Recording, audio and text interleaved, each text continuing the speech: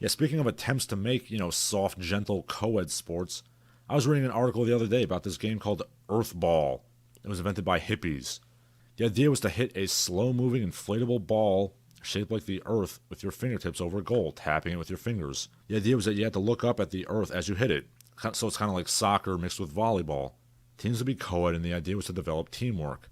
In practice, those who had experience would wait for the rookies to look up at the ball, and then punch them in the gut and take the ball, since such a thing was not explicitly forbidden in the rules. Here's a first-hand account of having watched a game. So, the ball starts off at the midfield line, and everybody runs towards it. Yeah, by the way, they tried this in the XFL, and the first time they did it, the guy dislocated his shoulder. Jesus Christ, I'm referencing the XFL. Okay, yeah, so anyway, what happened in Earthball was a few, high T alpha male types. They run ahead of everybody. One of these guys jumps on the ball to get into play, and he belly flops onto it, just as the other three macho types get there and basically trample him. So then Earthball started.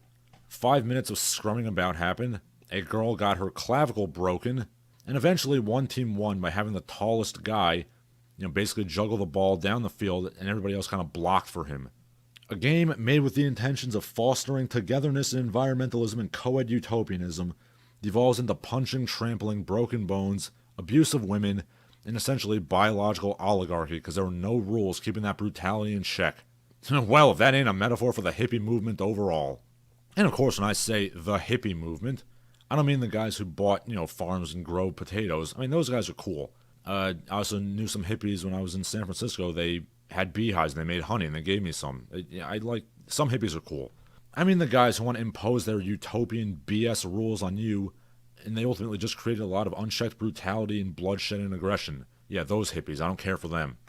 It's amazing how they wanted to make a new game, but they essentially recreated Shrovetide football, aka medieval football, aka mob football, and they thus had to relearn why rules were invented.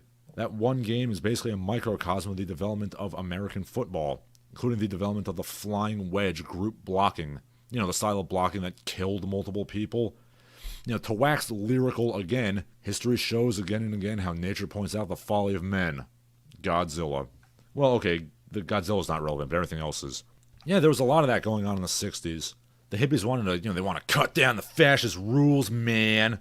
Then they realized that rules exist for a reason. Some of them, at least. Like rules of hygiene. Doctors at the Haight-Ashbury Free Clinic were seeing skin diseases, oral diseases, venereal diseases. They didn't even have Latin names, like they were so old, and they'd been wiped out due to just basic hygienic practices. But guess what brought them back? Hippies. Not even once.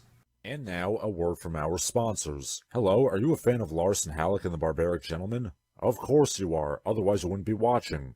Would you like to help the channel grow? Here's how you can. You can go to patreon.com and pledge some money, joining the ranks of the illustrious heroes you'll find at the end of the video. You can also go to paypal.me/LarsonHalleck to give me some money, or you can follow me on social media, at Larson Halleck on Twitter and Instagram. I don't use right-wing grifter sites like Gab and Parler because they suck. You can also buy my books. The links to do so are in the video description. And of course, please subscribe and spread the word. That name again is Larson Halleck, and I hope you enjoyed the video.